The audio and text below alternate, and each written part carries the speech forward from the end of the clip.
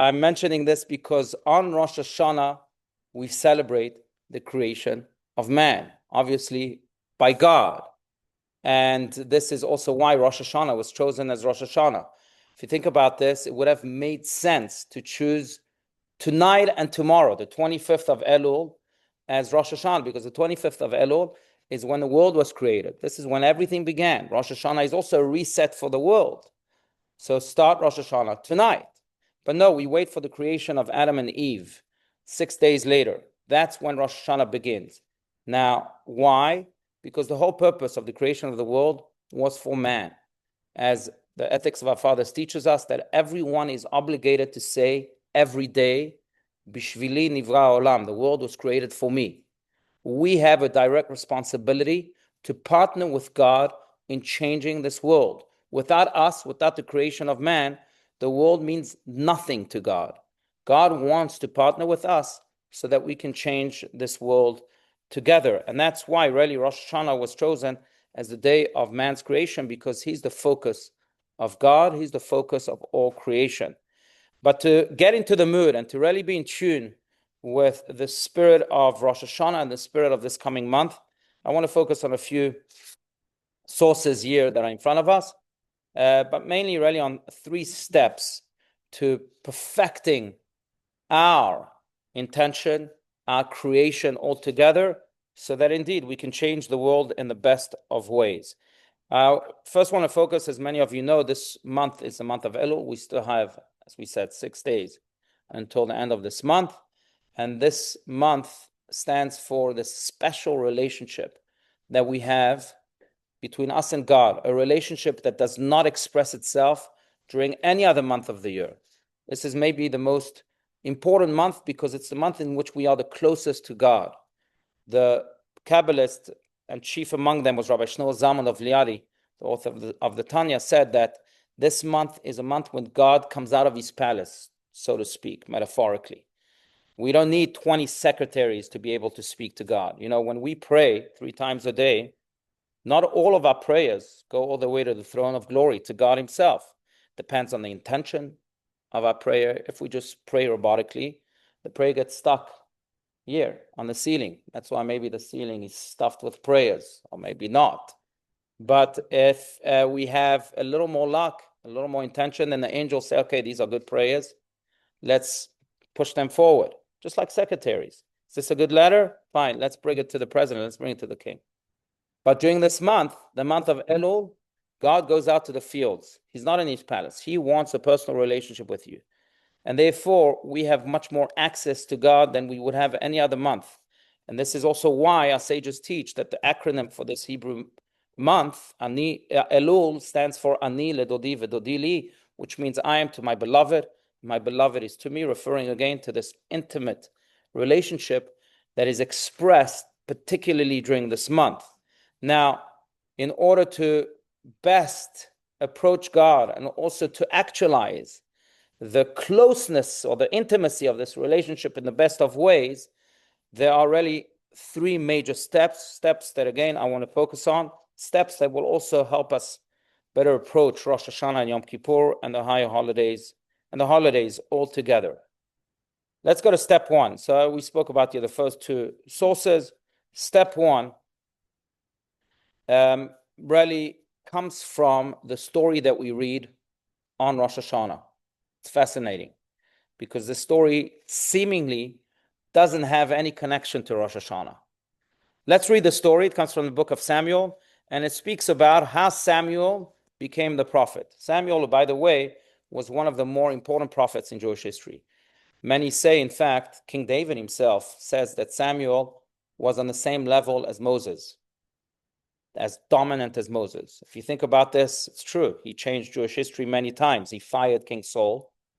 He appointed King David, who became one of the more important kings who paved the road for the building of the first temple. So Samuel was a dominant prophet. But how did his story begin? That we read about on Rosh Hashanah. Does anyone want to read here from the book of Samuel, chapter 3? It was on that day. Anyone? Please go for it.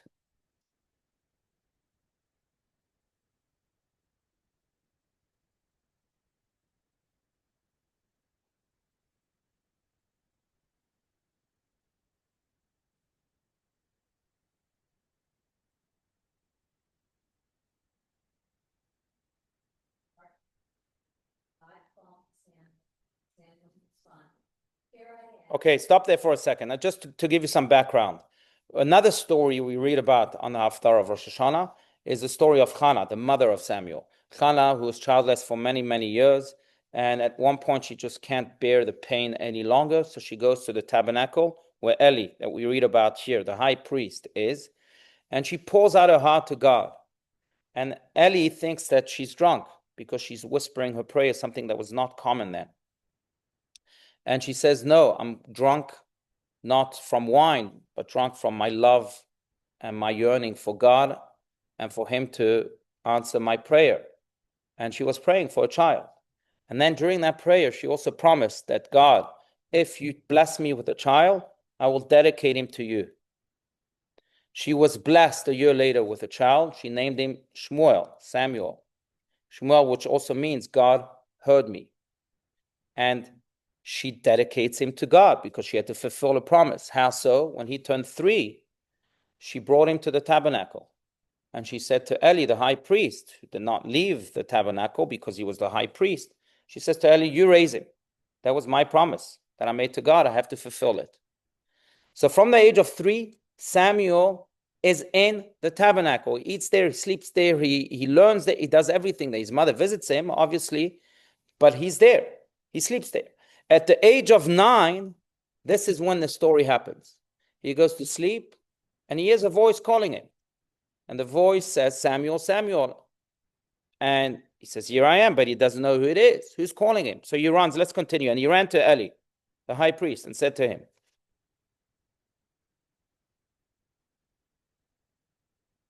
yeah, Eli Cohen, Eli the priest, who's the high priest of the tabernacle. Yeah.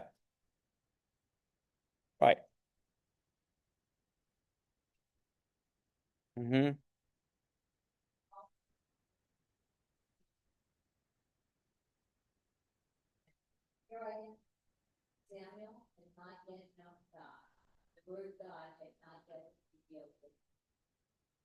Mm-hmm.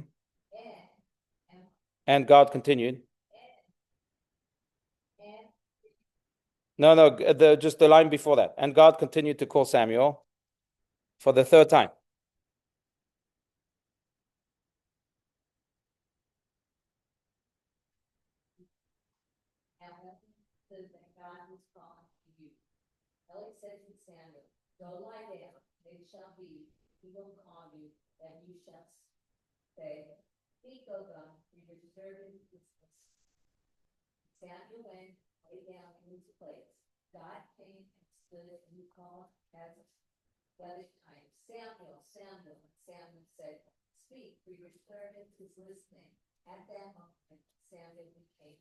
Right. So the story is clear. Samuel is awoken by this voice that calls his name 3 times, and he doesn't understand. And Eli, even the high priest, doesn't understand.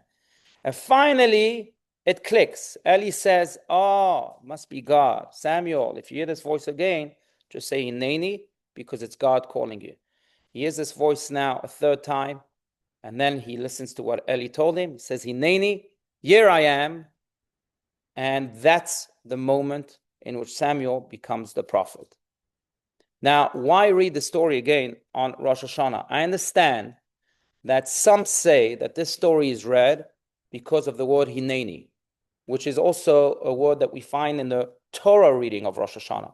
The Torah reading of Rosh Hashanah, on one of the days, is when we read about the sacrifice of Isaac on the mountain, or the almost sacrifice of Isaac on the mountain by his father.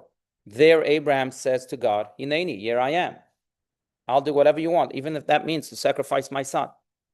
Hineni is a powerful call that many say is connected to Rosh Hashanah, because if there's one word that condenses the message of Rosh Hashanah, it is Hineni, here I am. It's where we say to God, maybe throughout the year, we didn't say Hineni. We were so engrossed with ourselves, with our selfish desires, and we forgot about you, God. But now, Rosh Hashanah, we promise God, we are renewing our relationship with you, and we proclaim, therefore, Hineni. Regardless of my selfish desires, I will always be here for you, God. Okay, so maybe that's why this story is chosen as a story that is read on Rosh Hashanah. But my rebuttal to that is that many have said Hineni in Jewish history. Jacob said Hineni. King David said Hineni. Why this story out of all stories? So pick another story. Why specifically this story? Does anyone have a clue? Yes.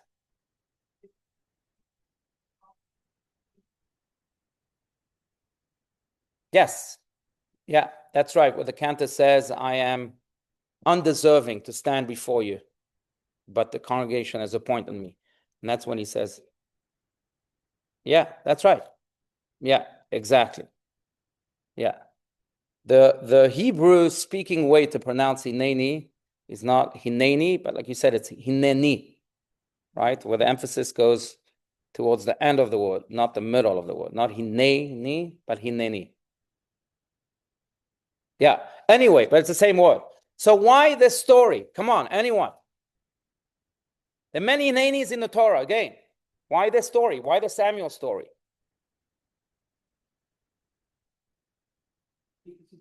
Oh, and on Rosh Hashanah, we too become prophets in our own right? Okay, maybe. Someone tell you, I think because there's one detail here that shares the reason why. That detail in 5 letters is sleep. Sleep. Sleep shares the reason why. On Rosh Hashanah, we fight sleep. Jewish law says, Kol hayashen beRosh Hashanah yashen mazalo. Whoever sleeps on Rosh Hashanah, his mazel, his luck, sleeps with him. Now, that's why people don't take naps on Rosh Hashanah. That's why we try to minimize our sleep on Rosh Hashanah in order to maximize the time in doing good, in strengthening our relationship with God. Now, why is sleep such an enemy on Rosh Hashanah? It has a lot to do also with the shofar.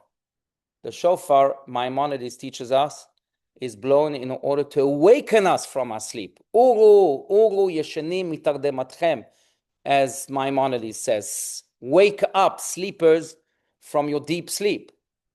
We're against sleep on Rosh Hashanah, particularly more than in any other time of the year. It's true that sleep is usually overrated altogether, but yeah, I think so. I think so. You could accomplish so much more without too much sleep. But on Rosh Hashanah, he becomes sleep. It becomes our worst enemy. Why? Yeah, and we fight sleep. Samuel can't fall asleep. And when he finally falls asleep, he's awoken. And even Eli says, it's good that you wake up. It's God calling you.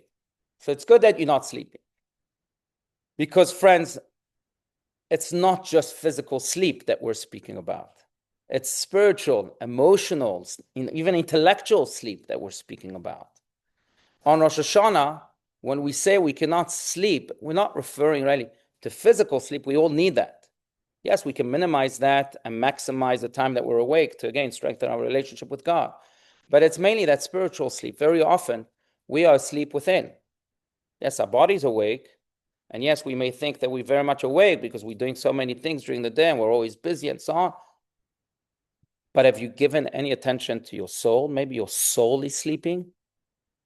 King Solomon says, Ani yeshena v'libi er. My body is asleep, but my heart is awakened. My body is numb to this world. But the point is to awaken your heart. Is your heart awakened to the pain of others, to the kindness that is demanded of you? And is your soul awakened to pursue its spiritual pursuits, to pray, to do good, to fulfill that which the soul really desires, not what the body desires? Or is the soul asleep? Is the heart asleep? And on Rosh Hashanah, we blow the shofar, and we read the story from Samuel to teach us that we have to wake up, that we cannot just be physically asleep, we have to be spiritually asleep too. Spiritually awoken too. We cannot be just physically awoken, but spiritually awake. And in many, many, many ways, I think that on Rosh Hashanah, we also blow the shofar to teach us that there is a call within, a call that is reflected by the sound of the shofar, a call within that we have to pay attention to, a call within that we have to be awake for. And everyone has their own separate call. Yes, we each have a divine soul that we have to pay attention to, as we just said. But we also have our own unique purpose that we have to fulfill. And that's the inner call of the shofar that we have to be awake for. This is also why, again, Rosh Hashanah was chosen on the day of the creation of Adam and Eve, because the creation of Adam and Eve is not just the physical creation of Adam and Eve, it's also the spiritual creation of Adam and Eve. It's God planting within each and every one of us a specific purpose that we have to be awake for, that we have to be fulfilling. And this is, again, why we read the story about Samuel, because there's a voice within each and every one of us, a shofar, in each and every one of us that I know tells us very often, maybe 100 times a day, do this, don't do that, follow this path, don't follow that path. You know that's wrong and you know that's right. You may call it intuition. You may call it a gut feeling. You may call it even the voice of your mentor. But you put it to sleep. Like Samuel, leave me alone. It's too demanding, or it's too uncomfortable, or I don't feel like it. And on Rosh Hashanah, we say, don't be like Samuel that goes back to sleep. Be like Samuel that wakes up and says, Hineni, I'm ready to be spiritually awake and to fulfill my inner call of the shofar. And this is also why the most important law, and this is the way the code of Jewish law opens up, the most important law in the code of Jewish law, which elaborates on all of the 613 commandments, but says as follows: I have set the Lord before me constantly, and one should not be ashamed because of people who mock him.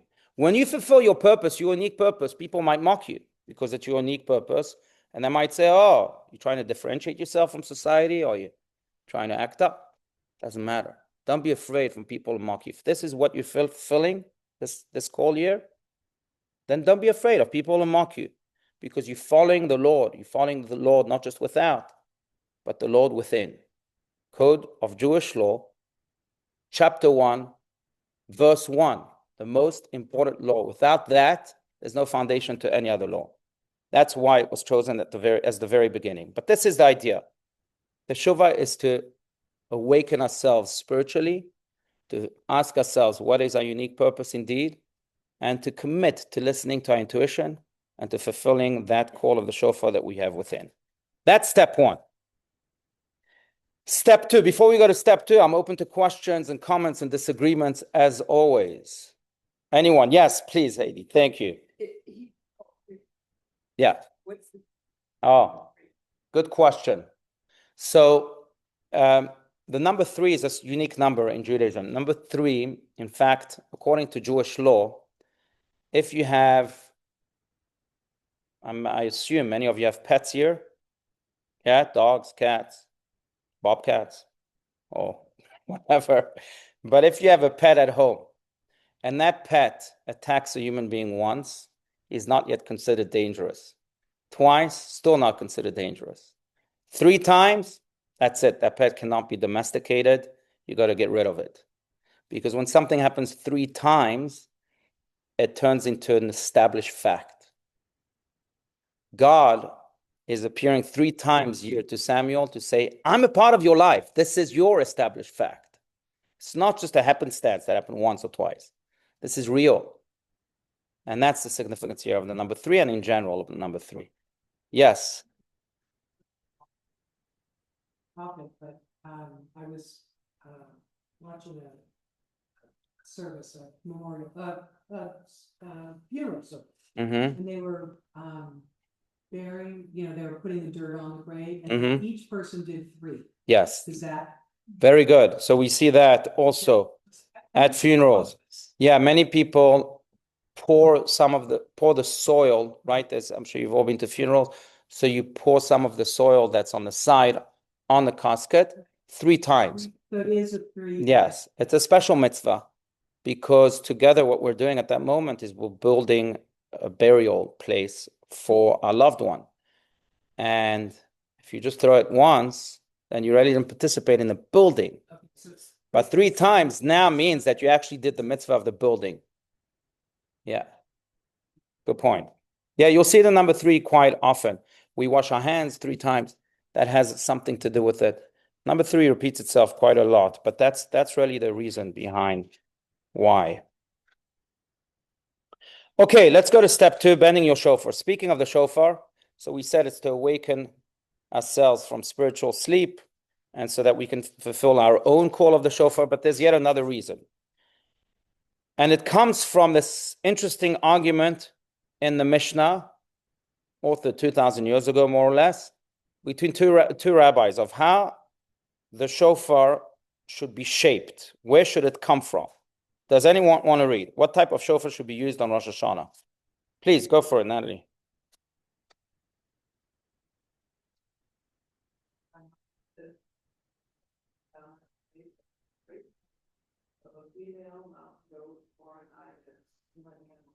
Mm-hmm. Levi, exactly.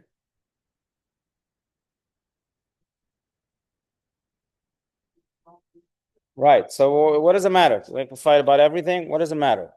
What is the rationale behind the dispute? Continue. This is very powerful here.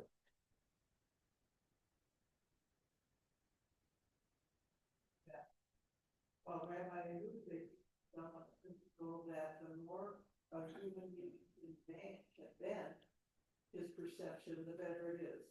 The law follows the view of Rabbi Yehuda on Rosh Hashanah. We must use right, and this is a very dominant theme in Judaism. That sometimes you have to bend your perspective. Sometimes the truth is not only with you, but it's with you and the person you're arguing with. Sometimes in order for peace to reside, you have to be a bent shofar. That's the message here of the shofar. We find that in many areas in Judaism. But for example, when we pray right here, we pray the Amidah prayer, right? Amidah prayer, which is considered to be the most intimate prayer, where we have a one-on-one meeting with God. Therefore, we pray it silently. What do you do at the very end of the Amidah prayer? Remember? Or at the end of the Kaddish prayer? You take 3 steps backwards, right? And then you say the verse of Oseh Shalom Bimromav, Hu Yaseh Shalom Aleinu, V'al Kol Yisrael V'imru Amen. The verse of peace, asking God to make peace. Why do you take 3 steps backwards to say this verse? To remind you exactly of this message. Sometimes, for peace to reign, you too need to take 3 steps backwards. Hey, don't force yourself onto the situation, force your opinion onto everybody.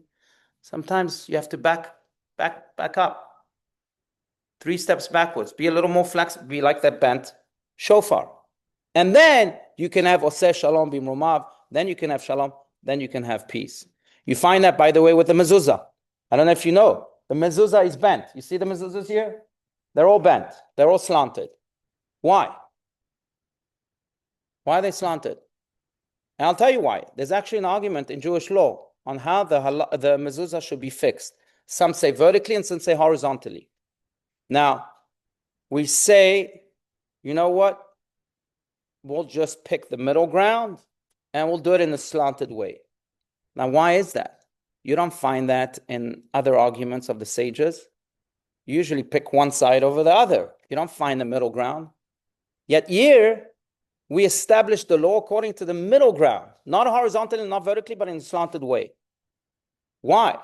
And that's to remind us that the most important thing in a home where the mezuzahs are fixed is peace. So before you enter the home, look at the mezuzah. You see it slanted? So maybe you too should curve your perspective. Maybe you too should be slanted, just like we did with these sages here. When you come with that mindset into the home, then your home will be a home of peace. Then you have what's called Shalom Bayit, peace in the home. But that you find again, this message you find quite a lot in Judaism, because we are told very often that it's not about you, nor is it about the other. It's between it's in the in-between. You know, it's fascinating because when God spoke to Moses, as we say in the Torah, we say it twice in the book of Genesis and then in the book of Numbers too. But it says that God spoke to Moses from in between, I'm just quoting the verse itself, Mi bein shenei keruvim, from in between the 2 cherubim, which were those baby faces made out of gold on top of the ark that was in the Holy of Holies. So when God spoke, his voice would appear from in between those 2 faces. Why? Okay, and the message is, you know where God resides? in the in-between, not on you and not on him or her, in the space that you create for each other in between. We say, and I say this to every bride and groom, we say that when zachu, when a bride and a groom merited, then Shekhinah shruya beinehem. The Shekhinah, the divine presence, dwells in between them, beinehem. Not on them, not in them, in between them. You know why? Because God is trying to tell you, if you create a space in between, that's where I'll reside. If you think you have the whole truth and the other person has the whole lie, I'm not going into that relationship. God says I'm not going to reside there. But it's that flexibility, that ability to curve, that ability to understand fully the context of the other and therefore to see things from his or her perspective. And by doing so, flexing your own perspective, that's how the Shekhinah is drawn down. I remember that when I became a rabbi, and I've said this many, many times, but I came to Rabbi Steinsaltz and I asked him, what does this piece of paper mean? What's this diploma all about? Fine, I became a rabbi. So, all right, so I have a piece of paper now. Great. And he says, what this means is that people will come to you with questions. Your task as a rabbi is to understand the question behind the question, to understand the person. You can't relate to a person if you can't curve yourself a little bit, if you can't try and put yourself in that person's shoes. And then he told me two stories. I'll share with you one. One story was about Rabbi Tzvi Pesach Frank.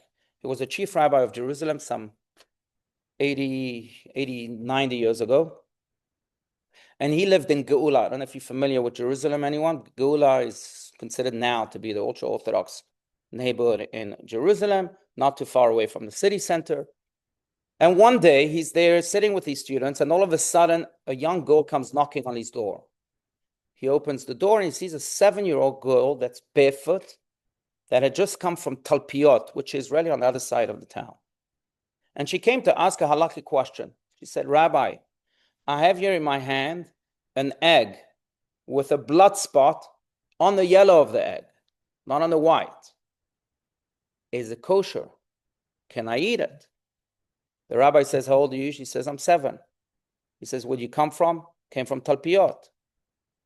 How many people in your family? She says, we have 8 people, man. He says, of course you can eat it. She's all happy and she goes home. The students who were there say to Rabbi Frank, but this, what you said is against Jewish law, because it says that if you found a blood spot in the white, then you can scoop out the blood spot and eat the egg. But if it's in the yellow, you have to throw the yellow or the entire egg altogether, throw away the entire egg. She said the blood spot was fine in the yellow. So how could you permit that? And Rabbi Frank said very simply, you don't understand? She came from the other side of town, barefoot, with 1 egg, not even a dozen. She and her family must be dependent on that egg for their only meal of the day. In cases like this, of course she's allowed to eat it. You're saving lives here. It's pikuach nefesh, as they call it. So this is exactly what this means. Curving your perspective means that you really never know. So stop thinking that the truth is only with you. Maybe if you would be wise enough, as Rabbi Tzvi Pesach Frank is, and go into the other person's shoes and try to understand where he or she came from, maybe you'd see his truth. And if you want God to reside among you, then you have to see his truth. You have to be able to do this. Otherwise, God will remain in heaven, and good luck to you. But that's really what the message of the bent shofar is all about. And this is why we blow, as you can see right there, we blow a bent shofar on Rosh Hashanah. Just want to point, yes, Janet, go for it. It's all being able to be flexible.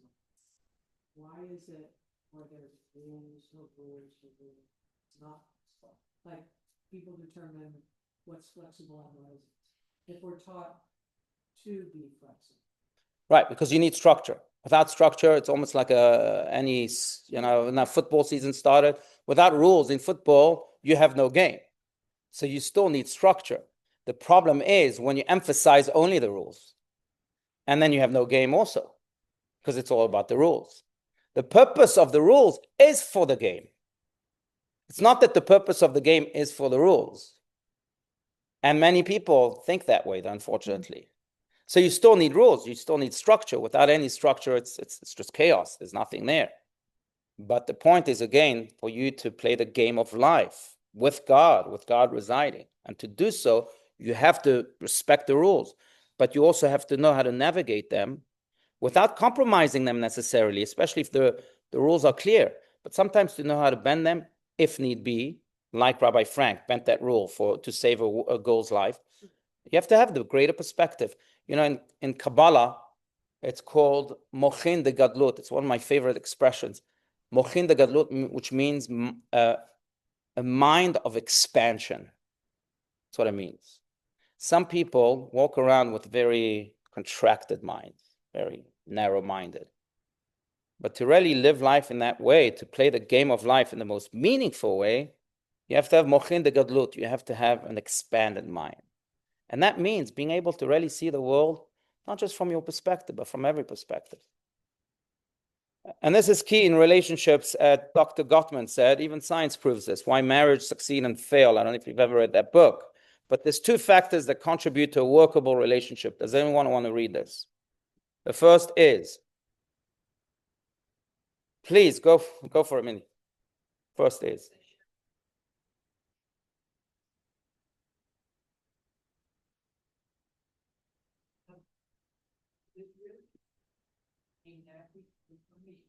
I still must realize it is really true. That's not with you, that this is vital. Or just, you know, we're not talking here of objective. That are not relevant. Rather about how people perceive. right. So not the structure, but about the game itself. I just want to give you some food for thought here and maybe focus on that to be able to truly be in tune with this big idea. But there's a word that we use quite often, and we use it too loosely, I think, because it's a word that's more of an illusion than anything else. The word I'm referring to is choice. A lot of arguments begin because of choices I make. And then my spouse is not happy, my friends are not happy, my surroundings are not happy. We all blame it on choices that we make. But let's think about this for a second. Choice is an illusion. There's no such thing as choice. In fact, I could count on one hand how many choices I've made my entire life. I'll tell you why. Because most choices we make are really preferences. They're not choices. And what I mean by that, the reason why I choose an orange over an apple for breakfast, lunch, or supper is because I grew up probably in an environment that likes apples more than oranges. That likes the color red more than the color orange. Maybe I grew up with parents who told me that an apple a day keeps the doctor away, and therefore deep inside, consciously or subconsciously, I will immediately prefer the apple over the orange. Choice, the word choice can only exist between really two identical things. Then I'm making a choice. Otherwise, it's a preference. It's a preference that was wired because of my educational influences, my social influences, my parental, I don't know, other influences. The reason I chose to become a lawyer and not a doctor is also probably because that's the environment I grew up with and I was influenced by, or that's what my parents drilled in my brain for so long, or that, whatever it may be. So it was a preference, not a choice. I really had no choice. I was wired to choose being a lawyer and not a doctor. And it's true for almost all choices that you make.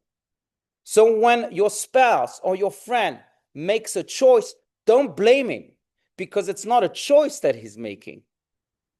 It's a preference that he is following because, again, of all the influences that he's had. And if you were able to understand the background of that preference, of why he preferred an apple over an orange, even though you prefer the orange, then maybe you'd be able to excuse him. It's because he grew up like that, because his parents told him, an apple away keeps the doctor away. Then you can understand. Then you can flex your perspective. Then you can become a shofar. So just focusing on choice, on the meaning of choice, can really help us live by this perspective. Yes, Mindy.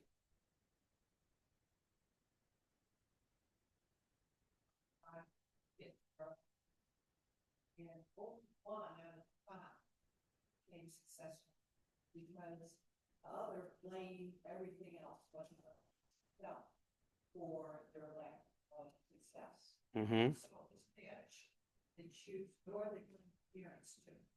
And not interference, but one thing. There is that one person. Well, first of all, I think we're jumping to conclusion here. Success for you might not be success for someone else.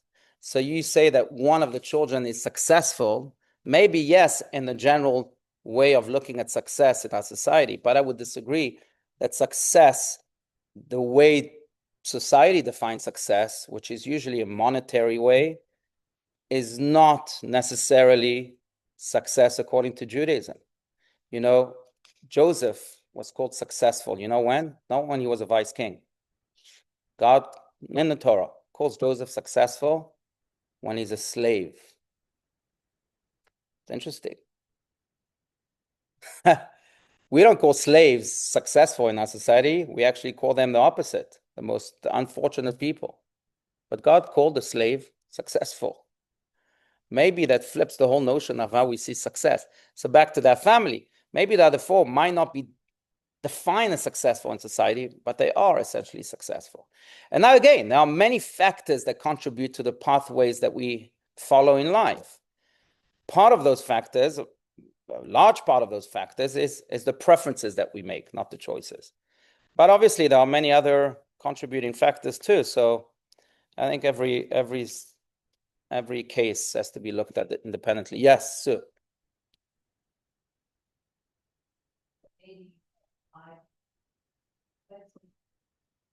If I pick between, let's say, I don't know, two identical things. If I pick between this Steinsaltz edition or that Steinsaltz edition, that's a choice. They're both the same. The second there's a difference, then there will be something in me triggered to pick my pick. Maybe if it's between an apple and orange, between the color red, the Stone edition, and Steinsaltz edition, maybe I'll pick a Steinsaltz edition because I'm brainwashed about Steinsaltz. There's no doubt. Then I'm not making a choice. I'm making a preference because I prefer Steinsaltz over Stone. Or maybe it's just because I prefer the color red over the color blue. And that's the way I was raised. And, I always wore red ties and I always had a red blanket cover or whatever it is, right? So a choice really, significant choice, and any type of choice between two identical things. So if we think about this when it comes into the context of our relationships, maybe we'll be more forgiving. Then maybe we'll flex a little bit more. Okay, that's step 2. This is why we have a burnt shofar. Step 1 is to awaken our souls and our heart. Step 2 is to bend our perspective a little bit. Step 3, there's another reading on Rosh Hashanah, and that's the reading of the birth of Isaac. Why do we read that on Rosh Hashanah? Isaac was born on Passover, or just before Passover. Why read about Isaac on Rosh Hashanah? Does anyone have a clue? Let's read here. To love, the reading of the first day of Rosh Hashanah. Does anyone want to read? Anyone? Please go ahead, Mindy, please.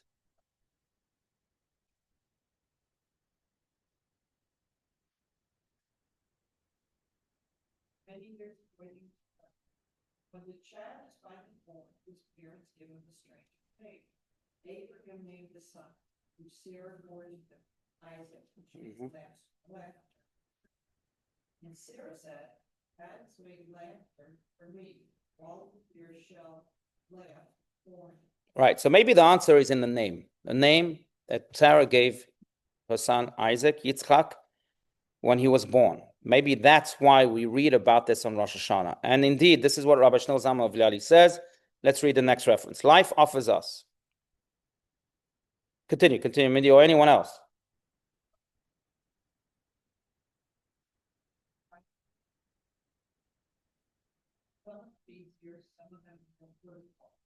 Why do some of us endure challenges so easily and shiver?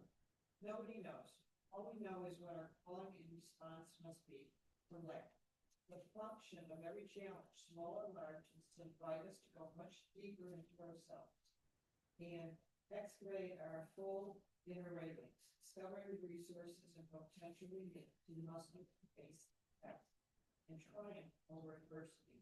Then we will truly be able to be right. Laughter is an essential component of Judaism.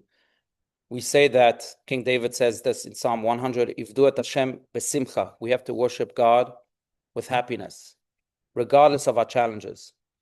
On Rosh Hashanah, we commit to laughter. Thus, we read about laughter, about the name Yitzchak, which means laughter, because we recognize that we are facing a year with our many, many uncertainties. No one knows how this year will look like, unless you're God, or unless you're a prophet. I don't know how this year will look like, but still, on Rosh Hashanah, we say to God, regardless of the challenges, and we hope there won't be many, but regardless of the challenges we face, we will laugh this year, because you are commanding us to laugh. And when we laugh, then God also gives us the reasons for which to laugh. I want to share with you the story really of my dear friend. Might be a story that I shared in the past, but maybe not. But it's a story of Levi Deitch. In fact, his brother, Rabbi Mendy Deitch, is the Chabad rabbi of Chandler here, Chandler, Arizona. Some of you may know him. But he has a brother by the name of Levi, who was a Chabad rabbi in Virginia. And unfortunately, he was struck with cancer a few years ago, and he didn't make it. He died. Just before he passed, he gathered his entire community, and they all came to pray for him. And he told the most moving story, and he made the most moving statement.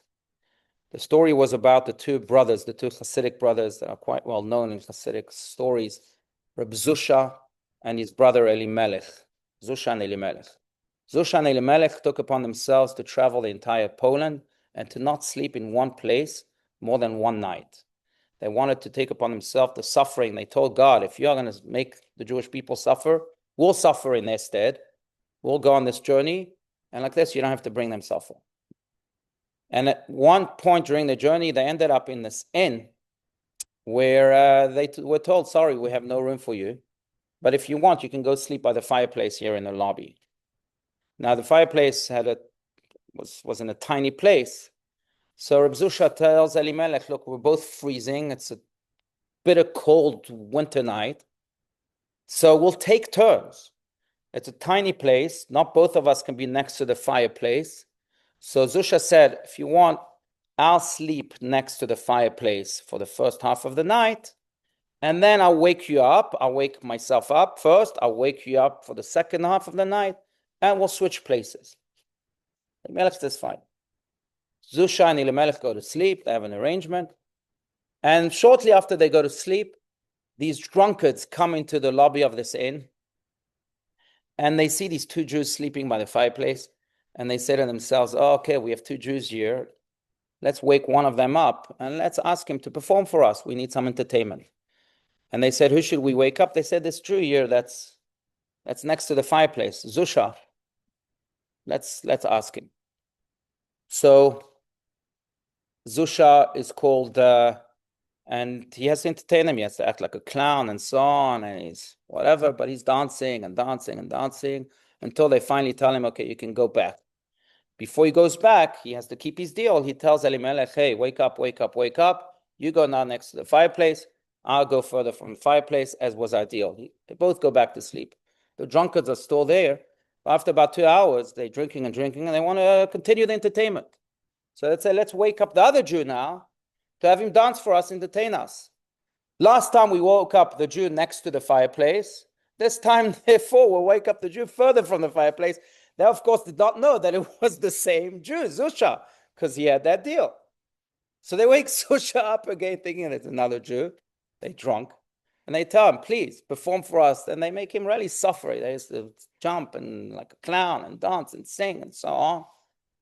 And at the end of the night, they let Zusha go.